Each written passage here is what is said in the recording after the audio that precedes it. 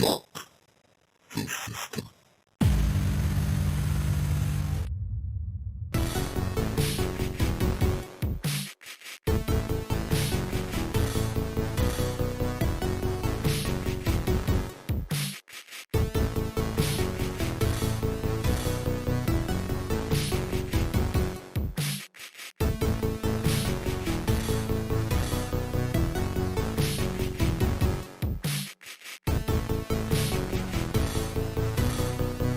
guess what? It's time for...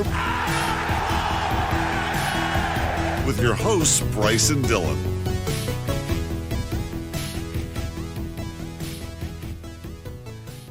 Hello and welcome to Making Kayfabe, BayBay, the podcast where two writers rebook some of pro wrestling's most glaring missed opportunities, and good God, do we have one hell of a missed opportunity today.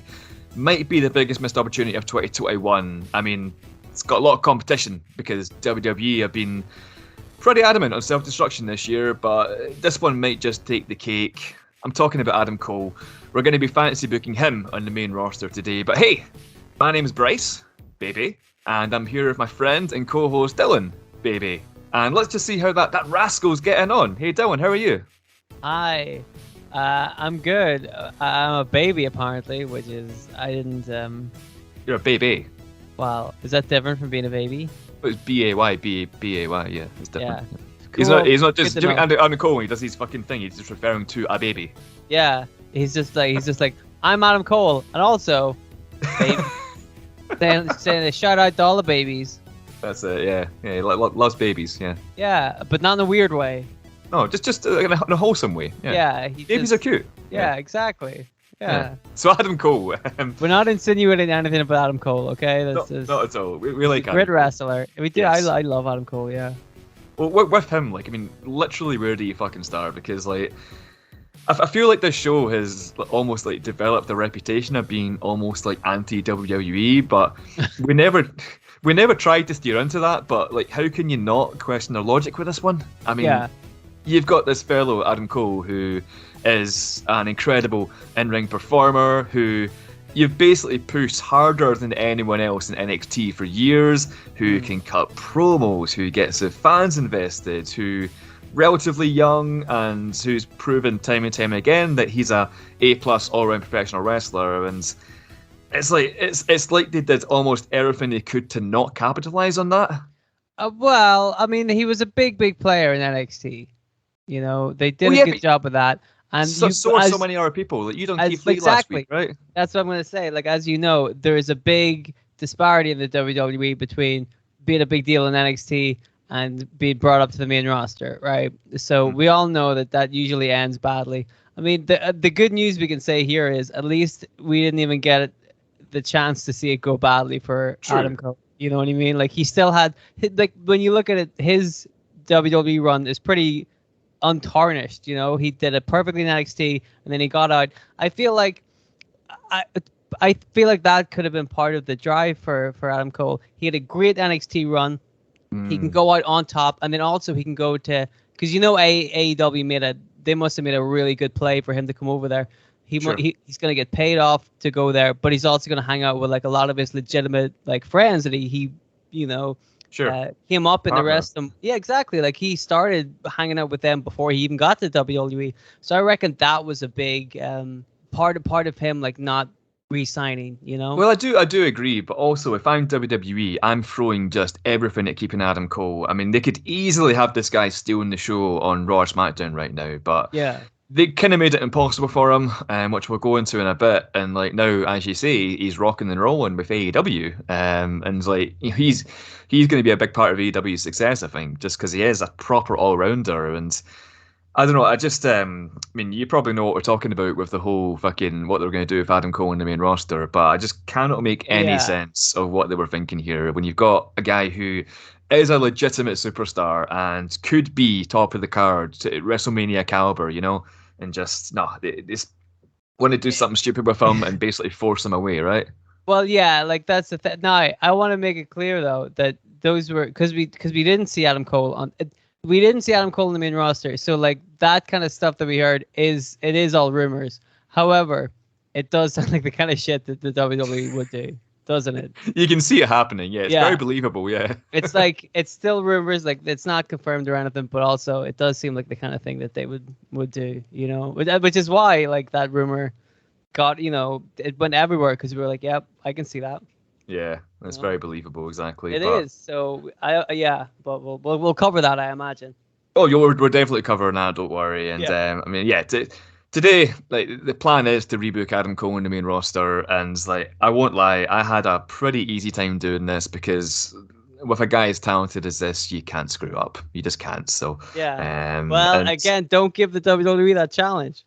But yeah, that's it. They'll prove us wrong every time, man. But I mean, how about before we get into the rebooking and the catch up, how about we check in with our listeners and see what they think about Adam Cole, which I'm sure will be kind of all butterflies and rainbows with lots of praise for Vince McMahon and how his company runs things. What do you say? I like it. Hopefully they talk about how much Vince McMahon loves eggs. Specifically Cleopatra era eggs. I mean, it was a nice egg though. I mean, as far as eggs go, It's beautiful. Exactly, beautiful egg. yeah. You know. It'd be winning if there was egg beauty contest. I mean, that would be there, right? Oh yeah, it would totally be up there. But let's see what the people have to say. Yeah, let's do it.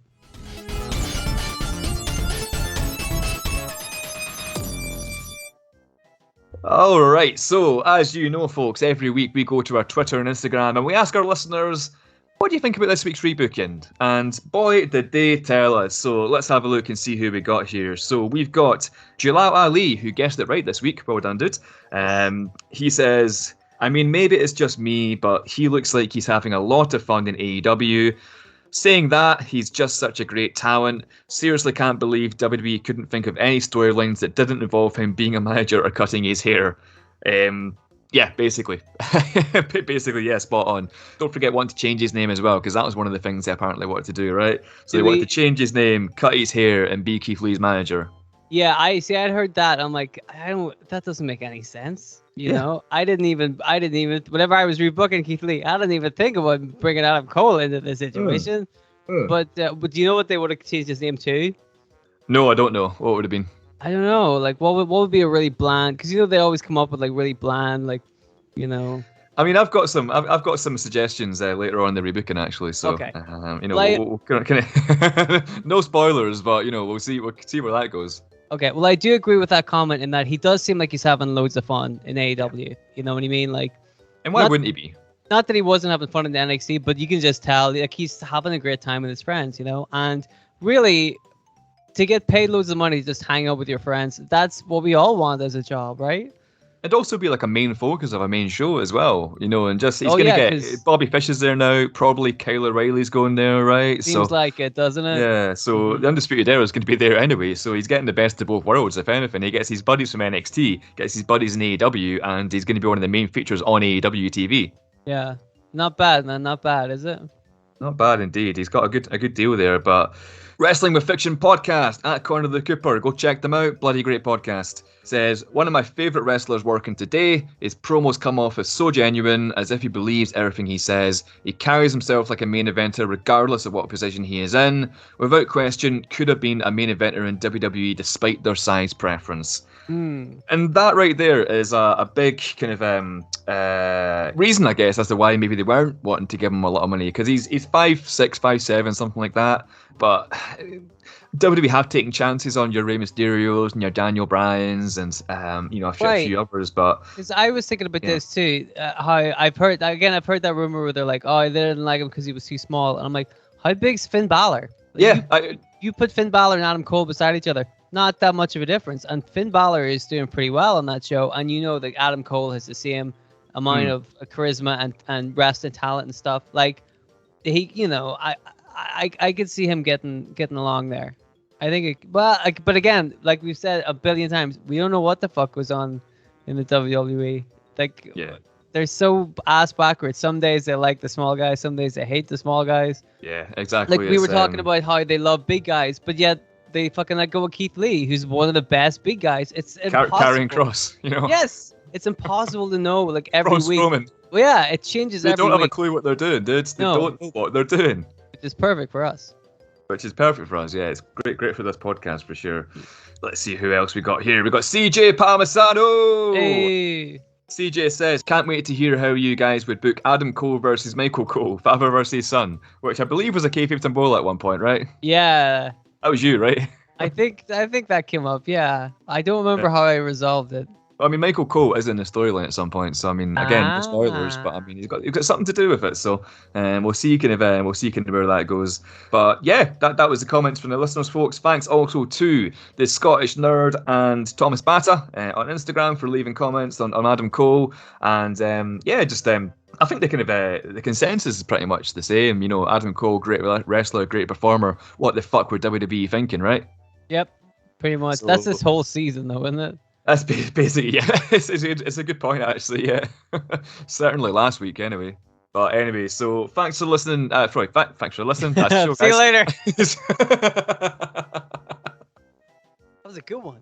Thanks for leaving your comments, folks. If you want to get yourself read out in the show or get a shout out in the show even, then you can just have a look at our Twitter page and Instagram page on Wednesday nights, and you'll see kind of the place to leave your comments there every time we're going to announce an episode. So thanks again to everyone who left a comment, and let's just go into a bit of a catch-up, should we? Let's do it.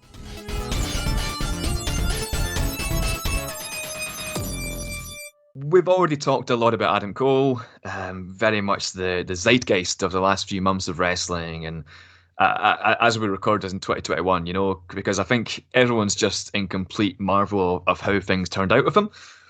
Brief history on Adam Cole before we jump into the scenario surrounding his release. So he's won numerous championships all over wrestling, including championships in NXT, Ring of Honor, Combat Zone Wrestling, PWG.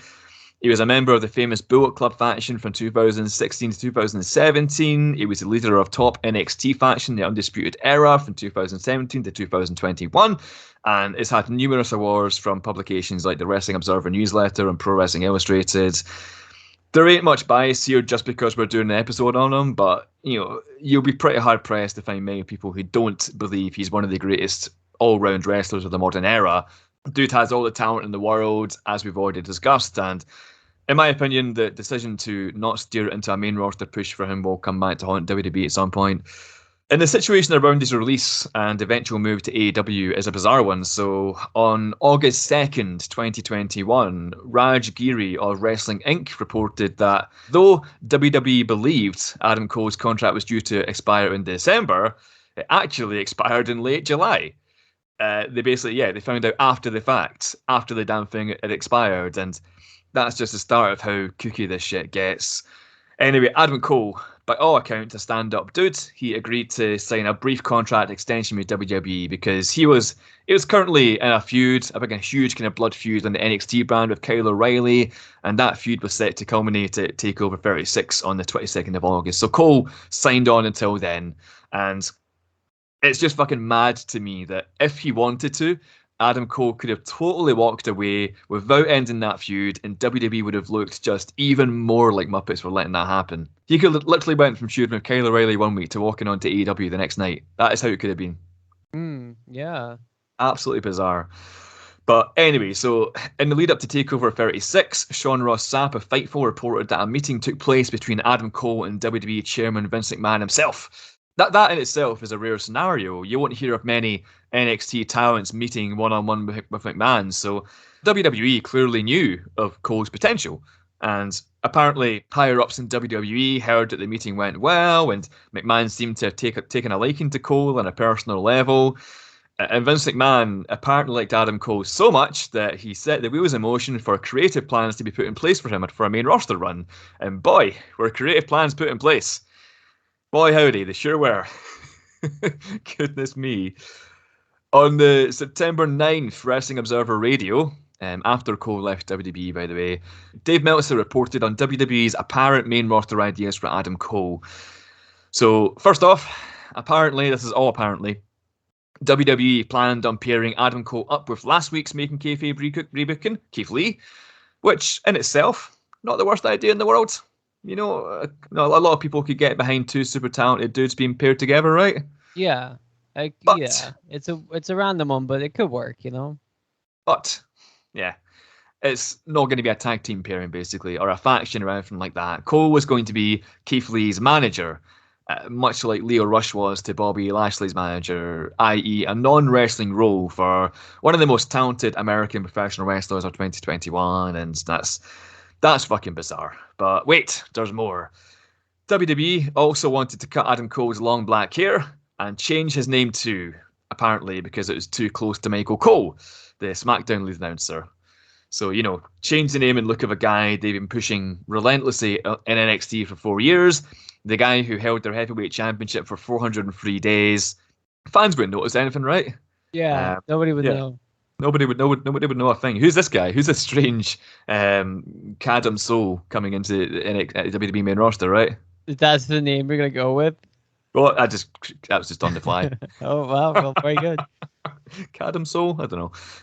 But yeah, again, going back to my previous point, let's also not have him wrestle. Let's just keep him away from the ring completely and not have him wrestle.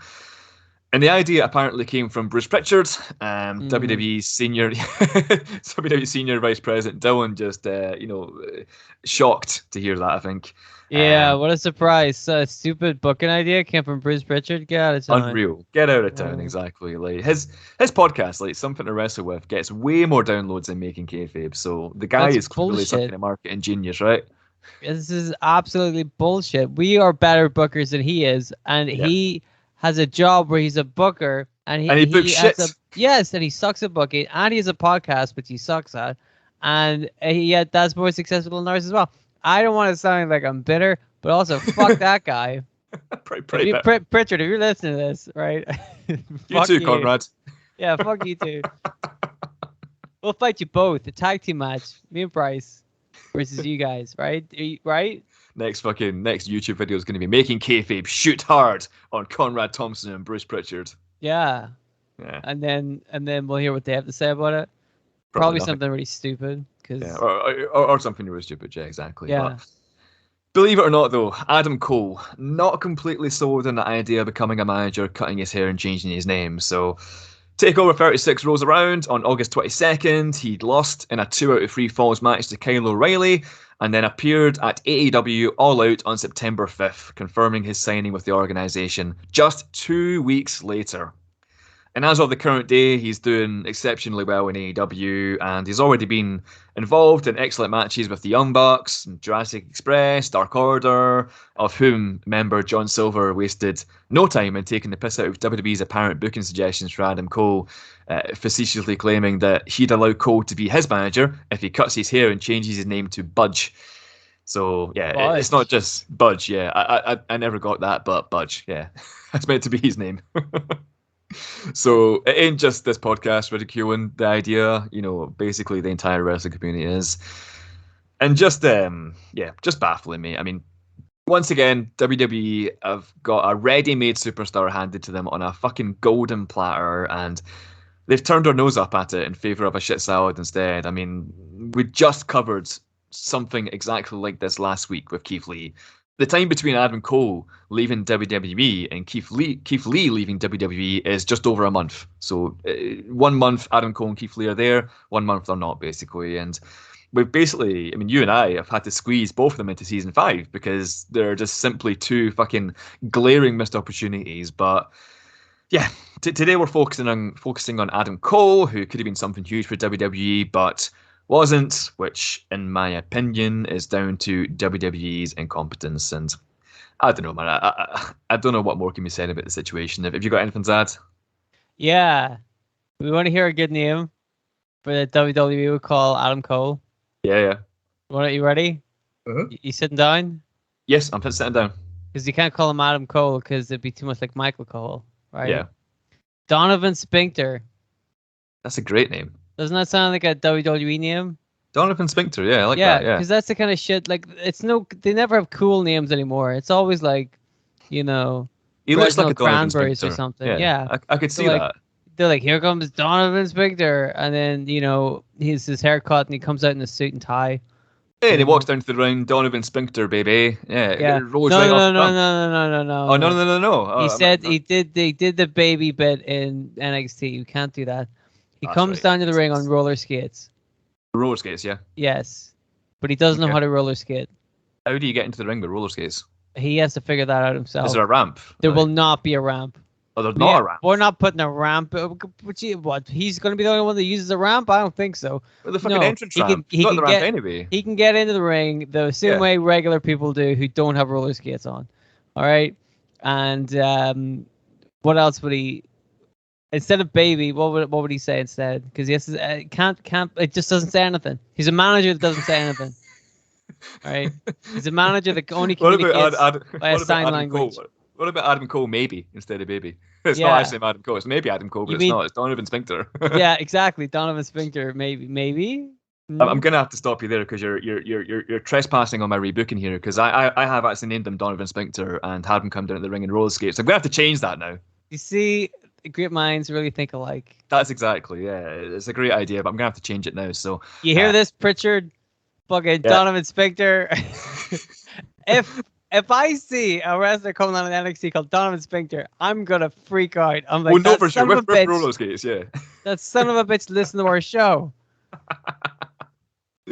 I'm gonna have to go. Yeah, I'm gonna have to go with the Plan B rebooking now. So yeah, we'll see how this goes. Donovan Sphincter was Plan A, obviously. You know. That shows you how excited Bryce was to write this storyline. Is that he knew that I would try to predict it and wrote a second part. That's it. Yeah, that's how the pros do it.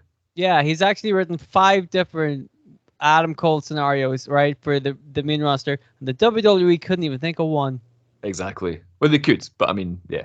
Also, not great. Yeah. Donovan Sphincter one, you know? Donovan Sphincter, yeah, exactly. But hey, let's rebook Adam Cole in the main roster. Let's do it.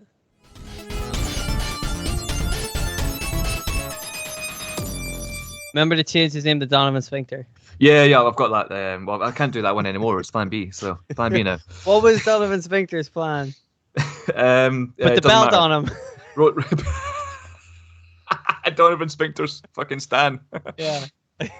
Oh my god, I'm gonna make that Twitter account. I just replying to everyone's tweets saying, "Put the belt on Donovan Sphincter." Follow like all the wrestling guys. Yeah, you know the big wrestling journalists. Yeah, and like Steve Meltzer and shit. Like, put the belt on Donovan Sphincter. He's like, the fuck. Oh boy! All right. Remind me about this tomorrow, okay? Because I do plan on doing this. All right. That's it. Yeah, get some free time. So, oh boy. All right, so I thought it would be interesting kicking things off, working slightly from what WWE's plans were, because, to be honest, part of it is kind of a good starting point. I'm talking about him being linked with Keith Lee, and I'd even go as far as making him Keith Lee's manager, because though it may seem outrageous, I think we can have some fun with that. I'm not going to go as far as cutting the guy's hair, or changing his name to Leroy Boneworth, or Rich Fickneck, or Howie Andrews, or Adam Mudd, or Thurgood Ottoman, or Stumper Putin, or Daryl Punchbeef, or Daryl Chase Baker, Punchbeef, or Ronnie Sanders, or Rip Trueheart, or Jude Godscock, or Arvin Levesque, or Pubis Knobcheese, or Dewey Rugburn, or Gilligan Turdwater, or Bag Slam Chest, or Stone Buttsteak. You catch my drift? Is this the whole rebooking? Just listing names, yeah. You made it seem like you didn't have any names when I came up with Donovan Sphincter, but it turns out you have more names than I ever imagined. That's Plan A through Z of rebookings there. Yeah. Mm-hmm. Good stuff, people. P.S. Thank you to the WWE developmental name generator for that one. Nice. If you Google it, you get all these names, and it gives you like a random, NXT name. It's pretty cool. Oh, you didn't come up with them yourself? No, I didn't. Definitely didn't. No, that was all on that page. But yeah, he's Adam Cole, baby. And we're going to refer to him as such. Changing his name was a fucking stupid idea. Screw you, Pritchard. So, Adam Cole, we're going to debut him as Keith Lee's manager, and Keith Lee. He's a doctor, so obviously that makes Adam Cole his nurse, and they're all going to cut their segments in a hospital, and they just kind of have like their own little comedy drama show, kind of like Scrubs, right? I like the sound of this. I really do. I don't know where I got the inspiration for that from, but maybe not though. Like Keith Lee, Keith Lee's not a doctor. He's not the Bearcat either. He's just Keith Lee because, as you proved last week, Dylan, that's all he needs to be. So. And we're not going to hype this or anything. We're just going to have Keith Lee coming out for a match on Raw one night. And let's say this is the September 6th Monday Night Raw from the FTX Arena in Miami, Florida. And we're making it this particular Raw because as Keith Lee walks out, alone at first, he's going to beckon towards the curtain, and out will walk Adam Cole in his home state.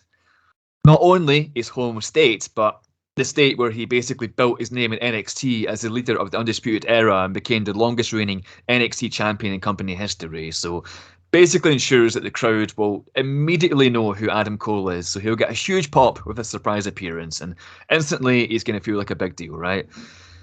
And on this night, Keith Lee is going to go up against a Making Kayfabe favourite, T-Bar. Yay. What is it? A bar that sells tea? Am I right? What happened to Slapjack, though? Well, nothing happened to Slapjack.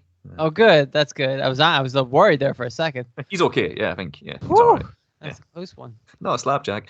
In all seriousness, Keith Lee versus T-Bar, formerly Donovan Dijak, because they'd have a fucking rocking match, as they've had several times in the past. And with T-Bar is his tag team partner, Mace. So Mace and Adam Cole, they're at ringside here. Keith Lee and Adam Cole are clearly the babyfaces, basically, the strong babyface act. And Keith Lee's going to win the match, but after the match, Mace is going to roll in and start beating Keith Lee up.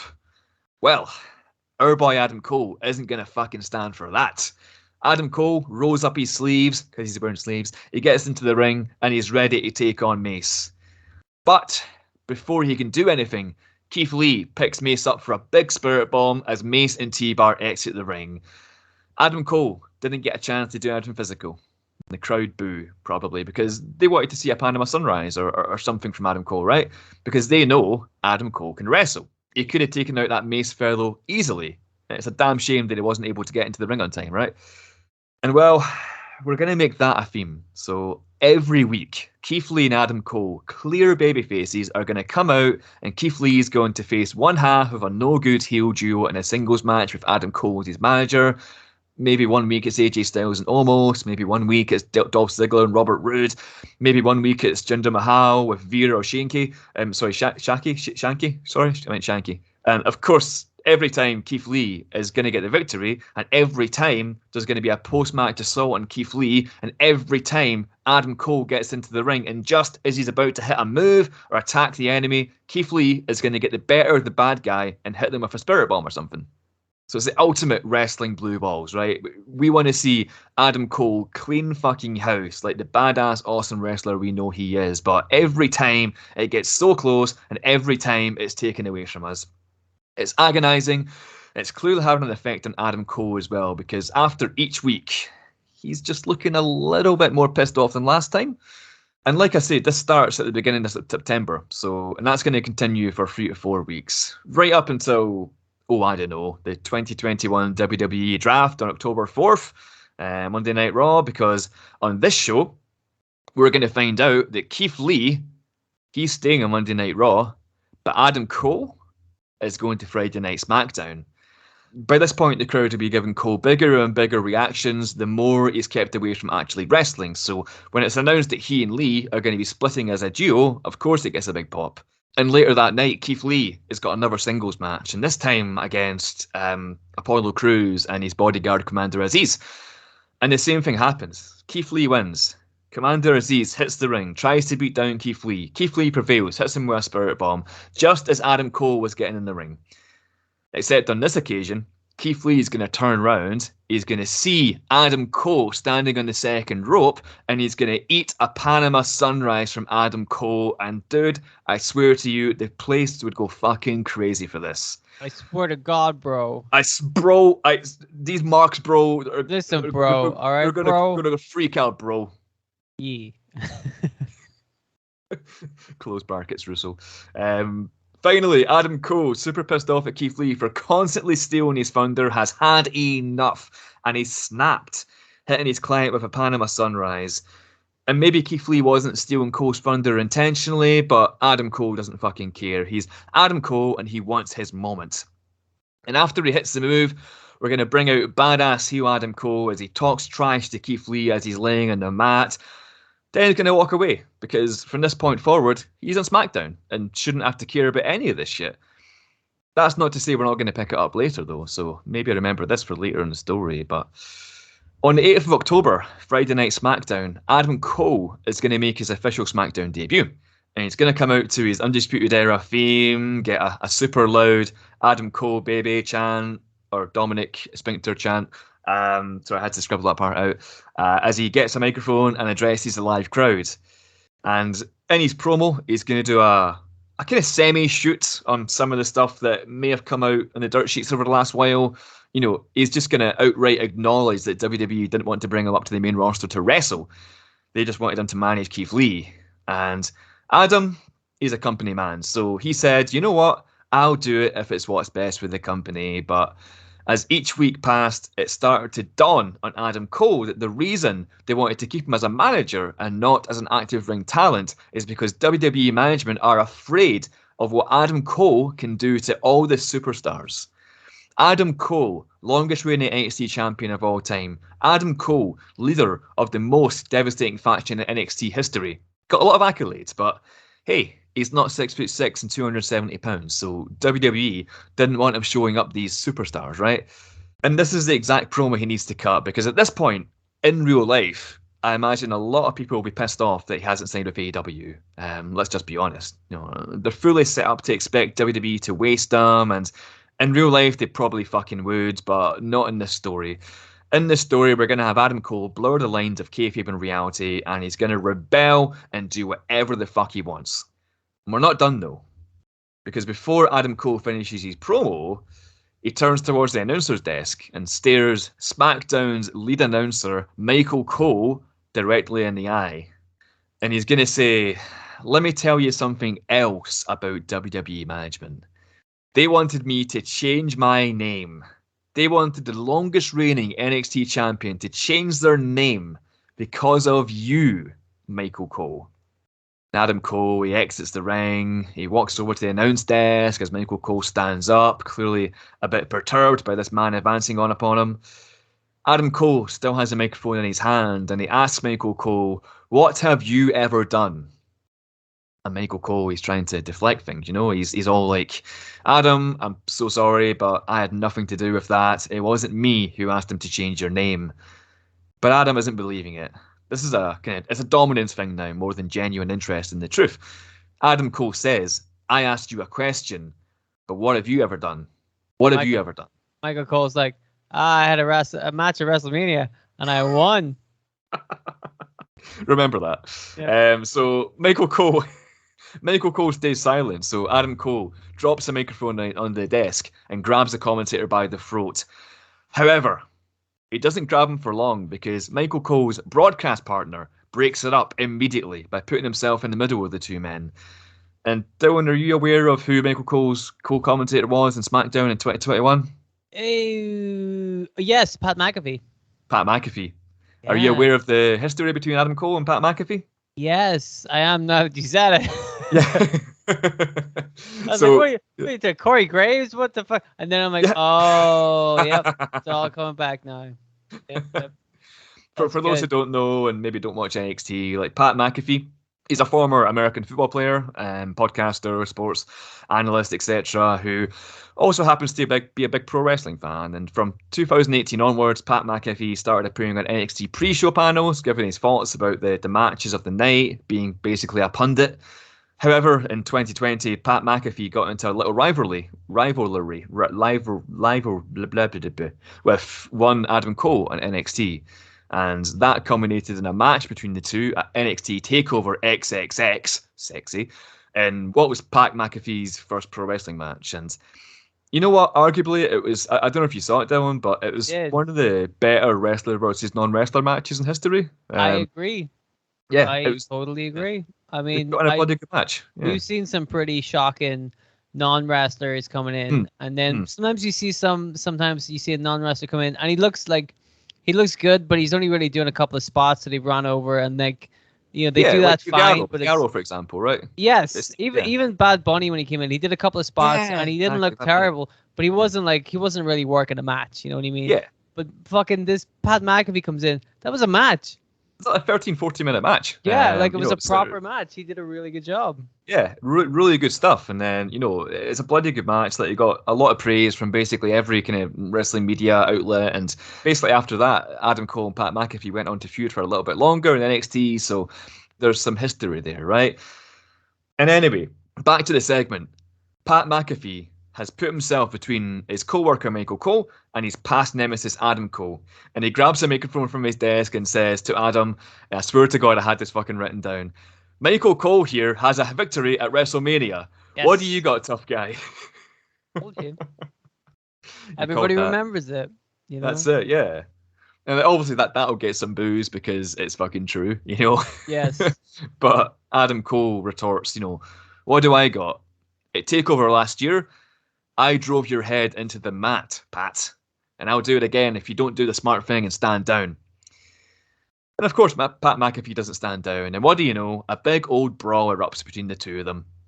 They brawl all around ringside, and it culminates in Adam Cole hitting the Panama Sunrise on Pat McAfee on the exposed concrete underneath the ringside mats. So basically driving his head into concrete. And if you don't know what the Panama Sunrise is, it's just like it's a Canadian destroyer kind of like pile driver thing, I think you kind of describe it as. Yeah. It's that one's a tricky one to explain too. But that's a kind of it's some kind of pile driver maneuver. Yeah, flippy pile driver, yeah. Yeah. Flippy pile driver, yeah. Yeah, so Pat McAfee basically dead. Adam Cole then goes over to Michael Cole and threatens him, saying, if I ever hear you refer to yourself as anything other than just Michael, the same thing's going to happen to you. Adam Cole walks away, leaving behind a medical team who are attending to Pat McAfee. And listen, I know going after the commentator is very much cheap heat, but this makes sense at least. There's a big history between Adam Cole and Pat McAfee, and we ain't done yet anyway. So next week on SmackDown, Michael Cole is going to open the show solo, announcing himself rather uncomfortably as not Michael Cole, but as just Michael. There's no Pat McAfee there tonight. Not after getting his head driven into the concrete by Adam Cole. I mean, come on. So, yes, just Michael is calling the show solo tonight. And later in the night, we're going to have Adam Cole come out for a match against, some dude who WWE don't care about, basically. Fuck it, Chad Gable. As depressing as that is. It doesn't matter who, though, because this match is all about shining up Adam Cole nice and good. And during the match, Cole is going to bring Gable to the outside of the ring, and while he's beating him up, he's going to join Just Michael on commentary briefly, just taking the piss out of him, where's your partner? Did he call in sick today? A little bit of a headache, being a dick, basically. Then he's going to roll Gable back into the ring and win the match for the Panama Sunrise. And next week, the intro to the show is the same. Michael Cole announcing himself as just Michael, a stark reminder that Adam Cole's presence is felt all over SmackDown right from the very start. And Adam Cole's going to come out for a match, but as he waits for his opponent in the ring, attacking him from behind is nothing other than Pat McAfee with a steel chair. Pat McAfee wails on Adam Cole with a steel chair, forcing him out of the ring and chases him all the way up the entrance ramp before Cole escapes. Pat McAfee is back, and he's very pissed off about Adam Cole driving his head into concrete, perhaps understandably. And Pat McAfee goes back to the commentary desk, he says hello to his friend, making sure to call him Michael Cole, and starts talking all the trash in the world about Adam Cole, baby. And now we've got a show coming up, perfectly timed too. So this little altercation leads on to a match at everyone's favourite Blood Money pay-per-view, Crown Jewel, emanating from Saudi Arabia. And it'll be Adam Cole versus Pat McAfee too. Their second match after the NXT TakeOver one last year, and we'll make it a no DQ match as well to up the stakes. And we get to Crown Jewel, and of course we're clearly having Adam Cole win this one. It's basically a showcase for him against a guy who he had a pretty damn good match with last time, Pat McAfee. And of course, eyes are going to be drawn to this because it's Adam Cole's pay-per-view debut. On top of that, there'll be a bit of intrigue brought on by Pat McAfee's first match in a long time too, and everyone loves the no DQ match as well. So anyway, Adam Cole wins with a Panama Sunrise onto a chair or something. The point is Adam Cole gets a big win on pay-per-view. But now where do we go with Adam Cole? We ain't slowing down. We've barely got started with this booking, so I've still got plenty I can do with Mr. Adam Cole here, and I've not even cut his hair yet or changed his name. It's almost as if he's an incredibly versatile performer, which makes it really easy to come up with fun stories. Yeah, but it's even easier to change his name to something stupid, though. Donovan Sphincter, yeah. Yeah, see? It's lots of fun. Rolls right off the tongue. Yeah. Like a sphincter should. So, anyway, wait a minute. Move on from that one. So, where do we go now? the pay-per-view just after Blood Money Crown Jewel is Survivor Series, which is perfect because we're going to slot Adam Cole right into Team SmackDown. And I mean, at the time of recording, we're only really going back a month or so ago now, but do you remember how WWE revealed this year's Survivor Series teams? By fireworks. Not by fireworks. Actually, less interesting than that. How did they do it? They probably just announced it, right? They literally did it through fucking Twitter. Jesus. Hours and hours of television showtime to fill each fucking week, and they decide to announce Survivor Series teams through Twitter.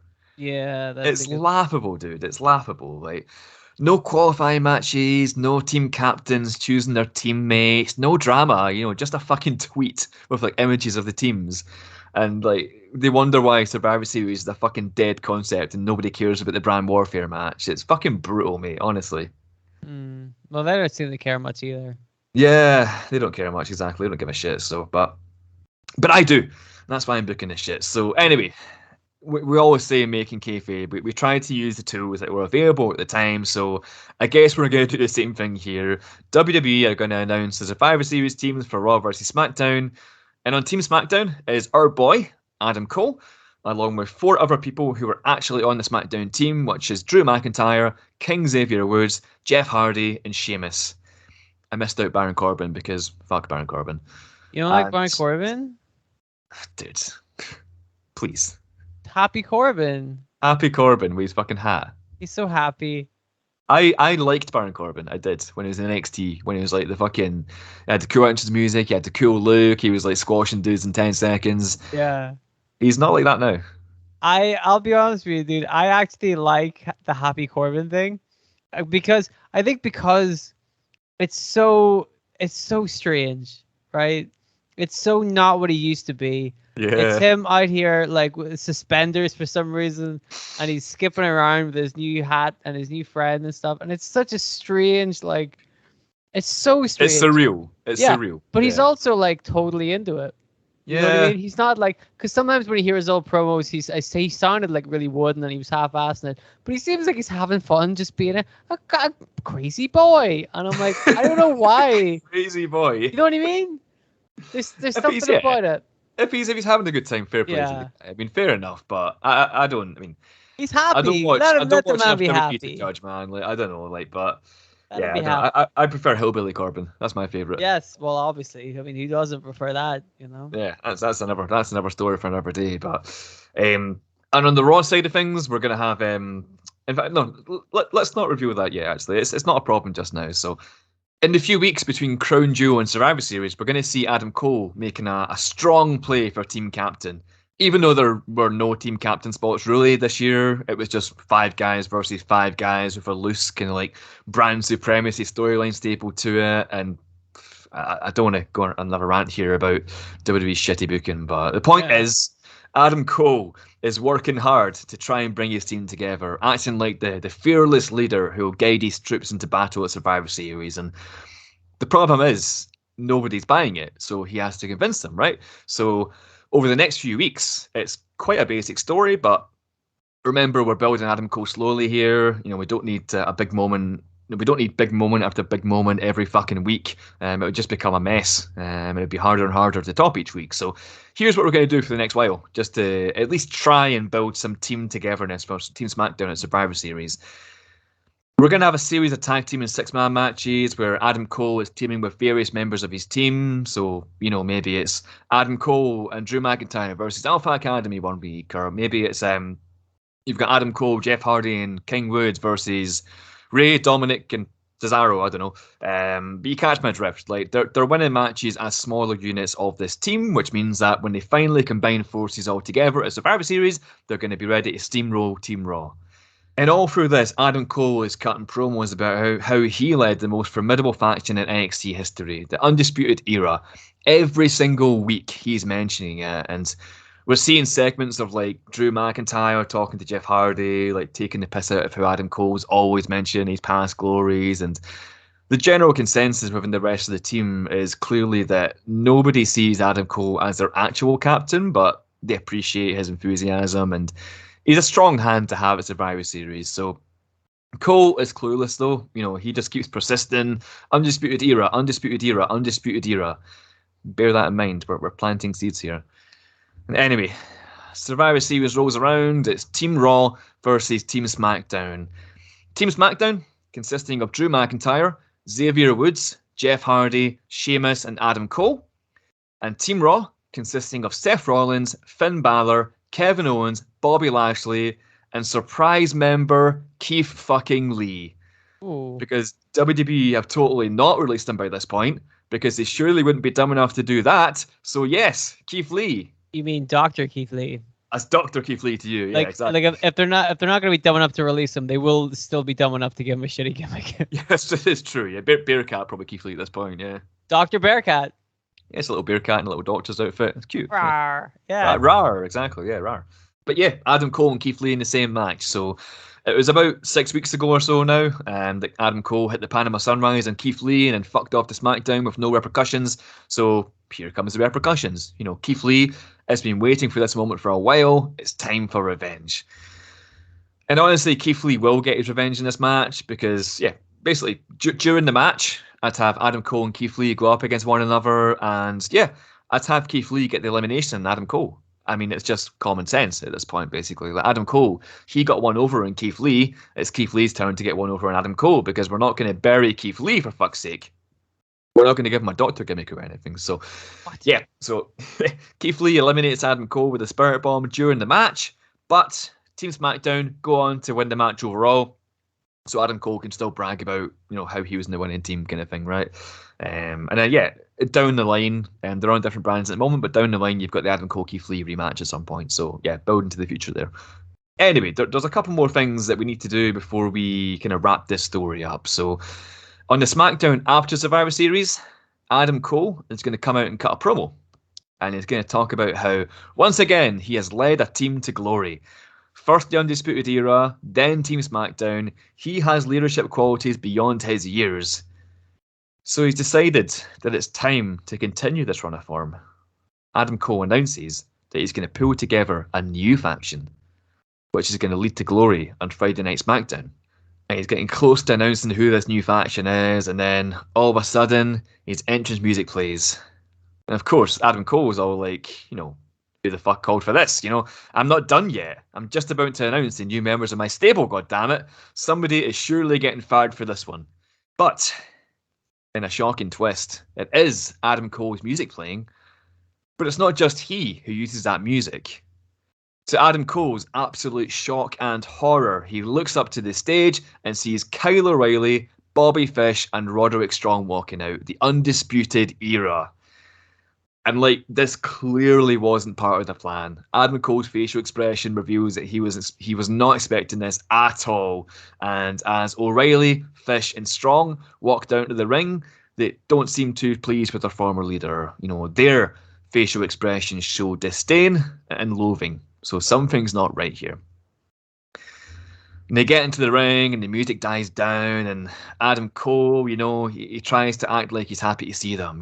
Hey guys, it's great to see you. It must have been months since we last talked, huh? How have you been? But Kyle O'Reilly just rips the microphone out of his hand, and right away he tells Adam Cole to shut up. Just shut up, Adam. And with Strong and Fish having his back, he's got a few things to say to Adam Cole. Namely this little script right here. So here's what O'Reilly says. So this is what they call the main roster, huh? This is where the superstars are. The superstars like you, Adam Cole. And haven't you done so much since coming here? You were on Monday Night Raw. You were on Crown Jewel, Survivor Series. Truly, a lot of success has come your way since you left NXT. Must feel really good to have all that success. And it's crazy that all it took was completely screwing your friends over. You see, let me fill you people in on something that Adam has been too self-centered to mention yet. When Adam Cole got the call to go up to the main roster, he was given two offers. Offer 1, go to Monday Night Raw and associate with Keith Lee. And offer 2, go to Friday Night SmackDown and bring the Undisputed Era with you. And Adam, he let me, Bobby, Roddy know about these options, And he assured us, oh, dudes, don't worry about it. Of course I'm going to pick option 2. You guys are my buddies. I wouldn't leave you after all we've accomplished together. Bull crap. We never heard from Adam again after he said that. Next thing we know, he's on Monday Night Raw playing second fiddle to Keith Lee. And that pissed us off, but not as much as Adam then making the move to SmackDown, once again snubbing the group who made him so successful in the first damn place. You see, Adam thinks he made the Undisputed Era, but Adam's wrong. The Undisputed Era made him. And well, it's so great that we're all here in this ring tonight because there's been a lot of unanswered phone calls and voicemails asking Adam to set the record straight here and explain everything. So, Adam, I'm going to pass the mic over to you, and you're going to tell us what was going through your mind. The floor is yours, buddy. And Kyle O'Reilly pushes the mic into Adam Cole's chest. Adam Cole takes it, and boy, does he look uncomfortable in this moment. He tries to keep his cool, smiling, acting like he's got a perfectly logical explanation. And then, with all of the Undisputed Era and the live crowd ready to hear what he has to say, he lifts the microphone to his lips and says, listen, fellas, You see, the thing is, listen, if you just turn around at the screen behind you, I'll be able to explain all of this. Please just turn around. So it sounds legit. So the Undisputed Era turn around, and they're blindsided by Fabian Eichner and Marcel Bartel, aka Imperium, who some listeners may recognize from NXT. Eicher and Barthel beat down Fish and Strong while Adam Cole whacks Kyle O'Reilly with the microphone. Then the mugging begins. Adam Cole, Fabian Eichner, and Marcel Barthel are beating down the Undisputed Era, something fierce, kicking their asses in the middle of the ring, all thanks to the sneak attack. And when they're done beating them down, Adam Cole gets back on the mic. He checks that it's working after he cracked Kyle O'Reilly over the head with it. And then he says into the microphone, "You think I screwed you guys over? Well, maybe, I guess. But let me tell you guys something. You're saying that you made me? That is wrong. I plucked you guys from obscurity. I led you to championship gold and all the glory in the world. So haven't I earned the right to do something for myself? Let's be honest. You guys would have just gotten my way no matter what option I chose. And you're proving that now. You're proving that you're nothing but trouble. A ball and chain strapped to my damn ankle like you have been for the last 4 years. You guys might need me these days, but I don't need you because these two men beside me, they are exactly what I need to reach the next level. Marcel Bartel, Fabian Eichner, two quintessential athletes who haven't even reached their damn prime yet. There are great things coming from these men, and under my tutelage, they and I will become the greatest force to hit the WWE since the Undisputed Era. Screw the Undisputed Era, screw you guys, and screw all of you watching right now.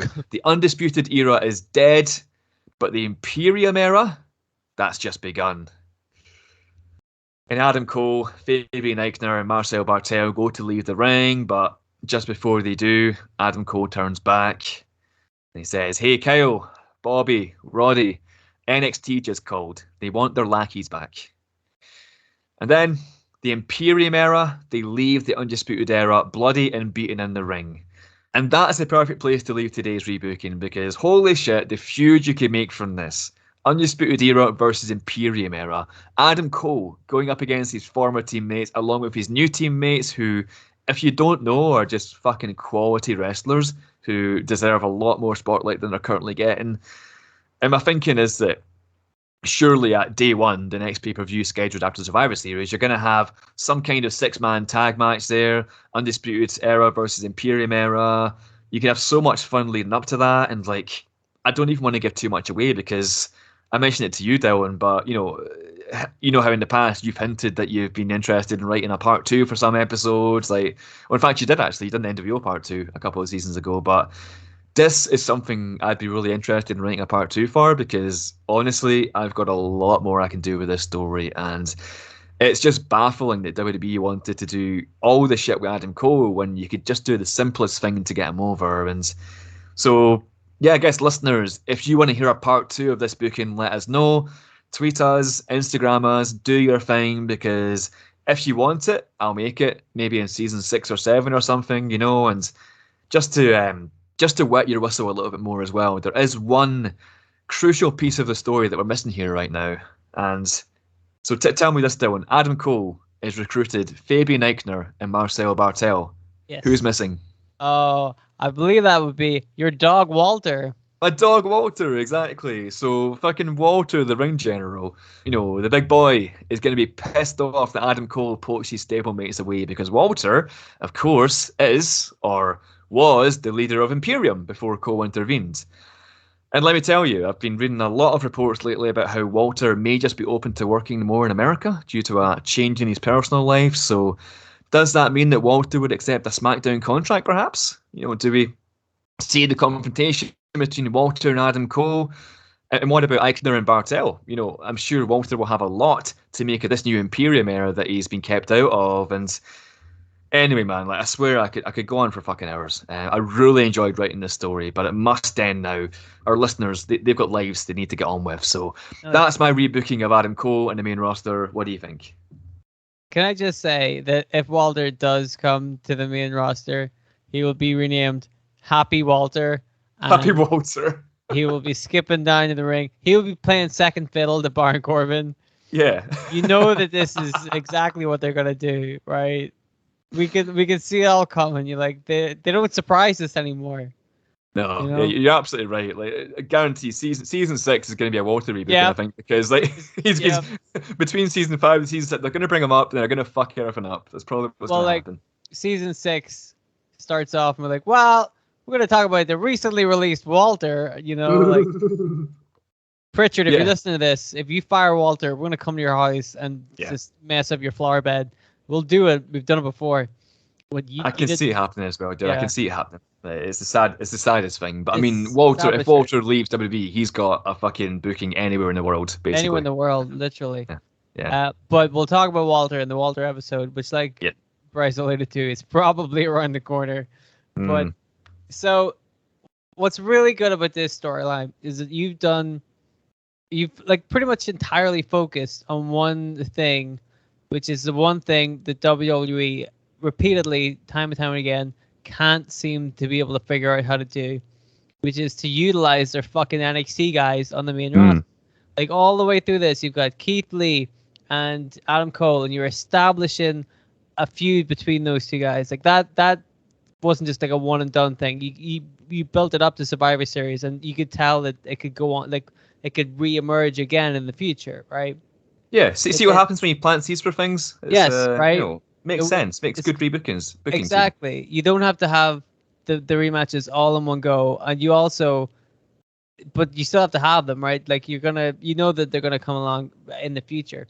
Then you also brought up the Undisputed Era. You brought up Imperium and teased the appearance of Walter. You took all of these guys who really were like the cornerstones of NXT. All of those guys. Like, we even saw the Undisputed Era versus Imperium at some point on. Yeah, we did actually. I forgot about that. They've wrestled before, yeah. Yeah, but again, it was just like the one match, and like, well, wouldn't that be a great? Like, that's like a fucking 6-month feud, Like, that's a long ass feud you could do with that.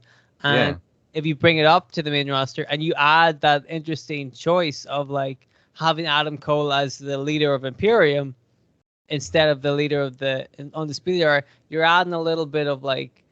It's fresh now. It's something different, and it's still what people want to see. But there's elements of it that are different, and it's not just like a by the numbers thing. You've given people twists and turns and surprises, but also given them kind of what they want, which is to watch these two teams beat the shit out of each other. Yes. And also, as we established, you didn't put Happy Corbin in there at all.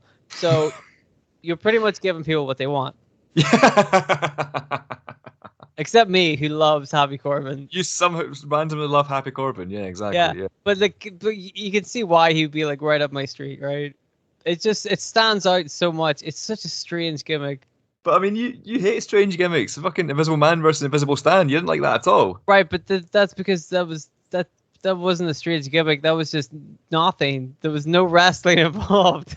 But you're absolutely right. That's a whole other thing. Yeah, we'll get into that. That's a whole other thing. But the point is, like, you make Adam Cole the focal point of the thing while also showing off the other guys in NXT and using them all strongly.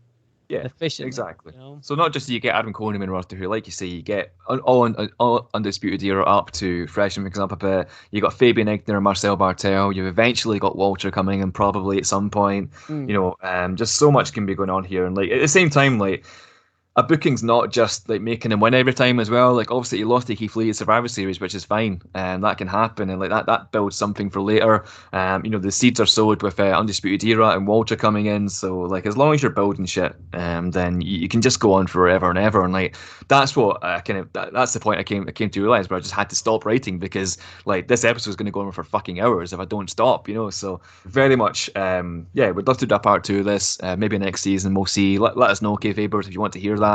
But yeah, I had a fucking blast writing this, dude. Yes, it was very good. Needs more Donovan Sphincter though. Needs more Donovan Sphincter, but I mean that was plan A, and you ruined it by Yes. you know by talking about it with his rollerblades and stuff. So yeah, Well, I can't then go and rebook that, you know. So if there's one thing I'm good at, it's ruining rebookings. give yourself some credit. Speaking of me ruining things, Oh yeah, let's do something that you're really good at ruining. So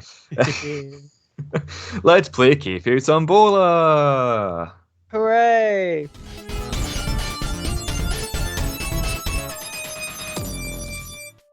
Hey Dylan, knock knock.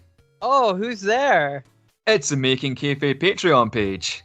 Oh wow, the Making Kayfabe Patreon page, where I can get exclusive Making Kayfabe fantasy rebookings on people like Brock Lesnar, Samoa Joe, Tajiri, and Mickey James, all for a low price. That's absolutely correct, Dylan. And hey, this isn't even a knock knock joke anymore. It's a filthy plug. But fuck it, we'll keep it brief. So, loads of cool shit is happening on our Patreon page, folks. We've got 11, nearly 12 exclusive rebookings up there for the low price of £5 or $7 US. And if you subscribe to the £10 Sexy Awesome tier, you'll get to hear Dylan booking the gobbledygooker under the Phenom gimmick this month, as well as me trying to book a successful Gladiator gimmick in WWE in 2004.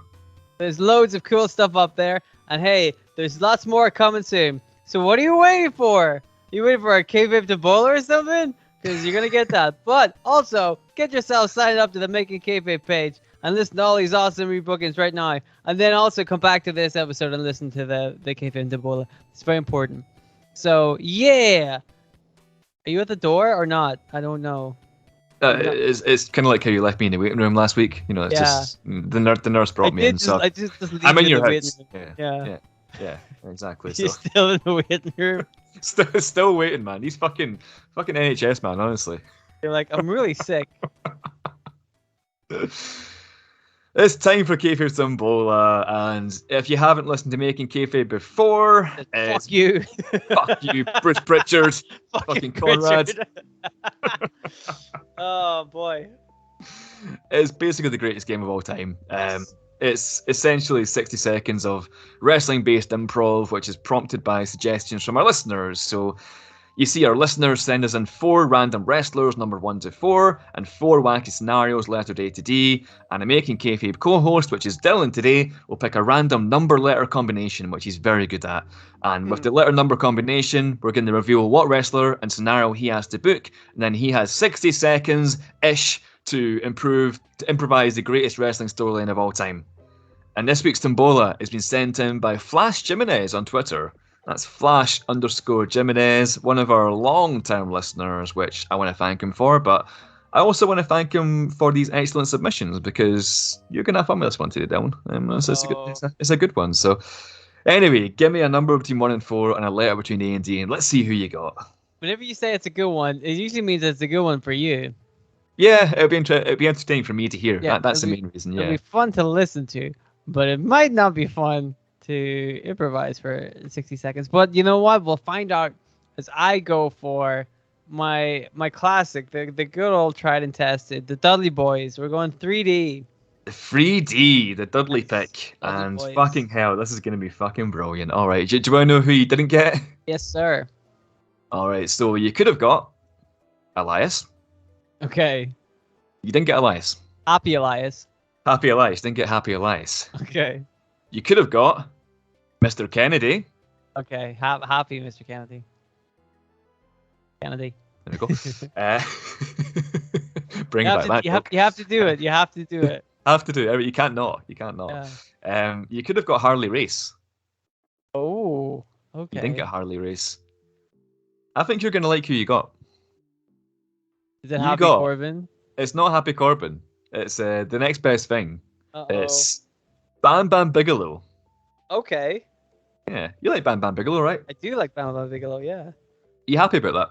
Yeah. Well, Wait, wow. you heard the situation? I was going to say, I'm like, happy to get Bam Bam. I don't know how happy I am for the rest of it.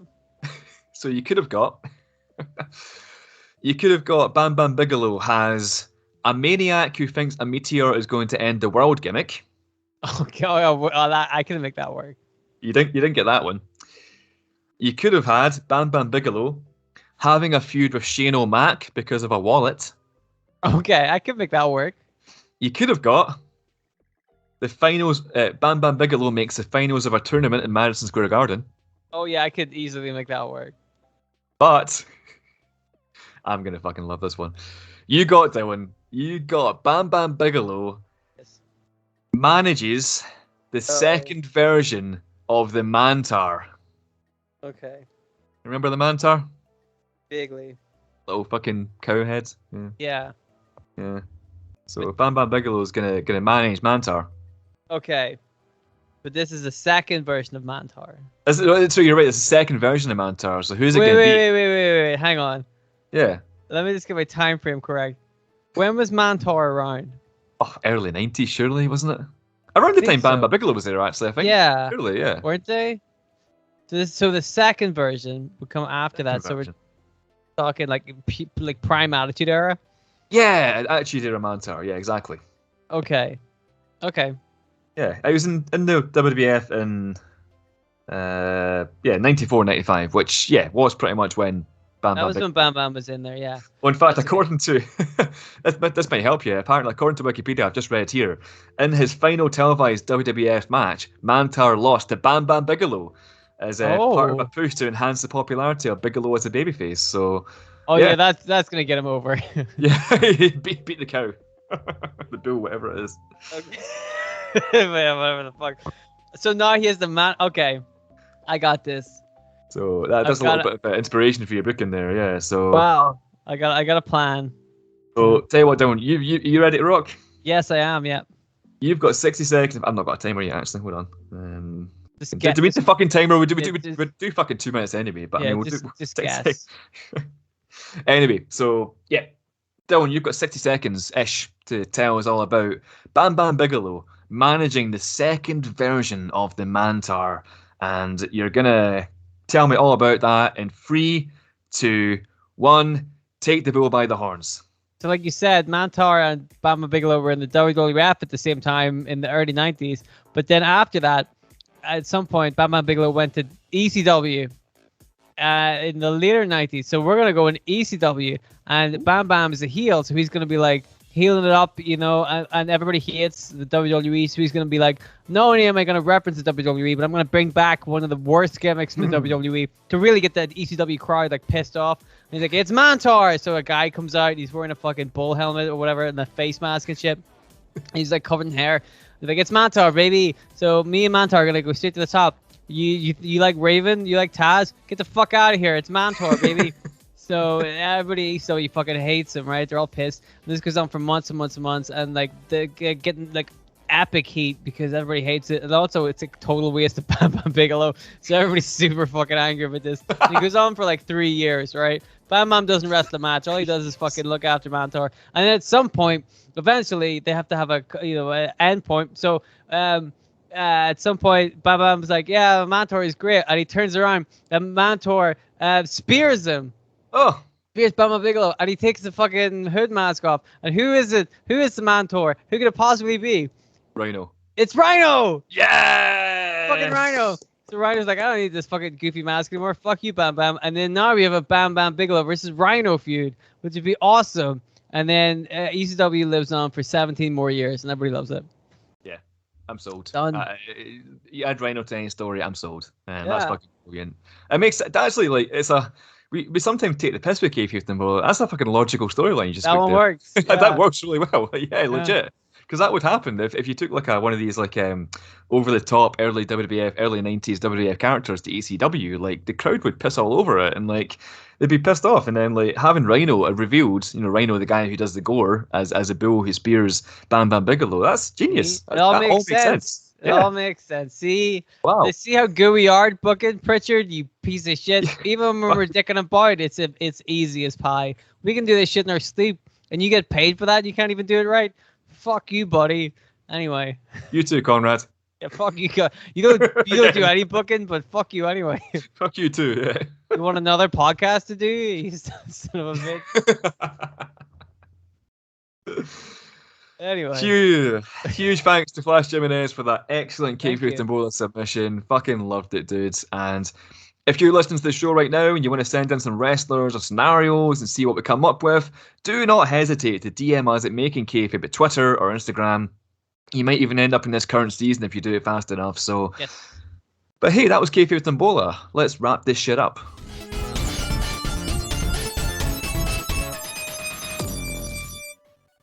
That's the show, baby. And boy, did we have a blast in this episode of Making Kayfabe. And kind of want to give a special shout out to everybody who's listened to us through 2021. Dylan, you'll know we got our Spotify Wrapped recently for podcasters, and it's pretty fucking badass to see stats like total listeners going up by 500%, over 100 people listening to us more than any other podcast, even seeing how many people listen to us on their birthday. It's such cool stuff, man. And yeah, we've only got you guys to thank, and we don't do it enough, but we really fucking appreciate your support, guys. You rock, you make us very happy.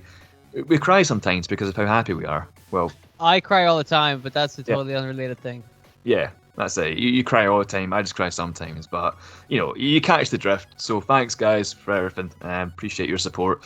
We're on Twitter at Making Kayfabe. We're on Instagram at Making Kayfabe, and if you've got episode suggestions, Kayfabe Tambola suggestions, or even you just want to say hi, just shoot us a message anytime. We always get back to messages, so we never leave anybody unread. So yeah, get in touch, and a little 5-star review on your favourite podcast app, that always helps. If you're on YouTube, smash that like button, hit subscribe. That helps us out in YouTube's funky algorithm thing. And we've also got the Patreon page too, patreon.com/Making Kayfabe, if you want to support us with your wallet and get some epic content back for it. And now that I remember, by the way, we've got a Walter rebooking on there, believe it or not. Yes. That was Walter and Brock Lesnar in the same rebooking. How would that work out? Happy Brock Lesnar. Happy Brock Lesnar, yeah, exactly. So, Dylan, you're back next week with a rebooking in episode 8 of season 5. So, Dylan, got any clues to what's coming up? Yes, I do. Would you like me to tell you what the clues are? Yes. Okay, I was just double checking. Why wouldn't I? I've just asked you. I thought we were just chatting, But next week, as you said, Bryce, we've done an awful lot of rebookings about the WWE. So many that people would think we're anti-WWE, and that's possibly because we are. But next week, we're going to be delving into the rare territory of the other companies. There are other wrestling companies other than the WWE. I mean, you could even argue the WWE isn't even a wrestling company. Yeah. But we're going to go to different territory next week, somewhere that we've very rarely touched upon in the past. Yeah. So I think it's going to be just once, right? Just once, I think. I think so. Well, don't give too much away. Yeah. So there's going to be still get against the wrestler. Yeah. So I don't think they're going to be able to do this. This is a real like yeah, it's a deep cut, but it's one of those ones where you're like, man, it needs to happen, Yeah, definitely. So I'm excited about that. Hopefully you guys will enjoy it. Try to guess what it is. Send your guesses to Making Kayfabe, the Twitter page. Is it Bam Bam Bigelow managing Manpower in ECW? Yes. Yes. Happy days. I already rebooked that. Well, you did the full length rebooking now that you've done the 60-second version. Yeah. But I want some more twists and turns. I want some swerves, brother. Okay. Pretty much that Tombola rebooking, but at some point they have a match underwater. Yeah, underwater. The underwater level of the feud. Yeah, exactly. Yes. Yeah, makes sense. That's it. All right. Oh, it's going to be a good one. So, all right, folks, we're out of here. Thanks again for listening. You guys fucking rock. For Dylan and Bryce, we're making kayfabe. Goodbye, everybody, and we'll see you next week. Goodbye.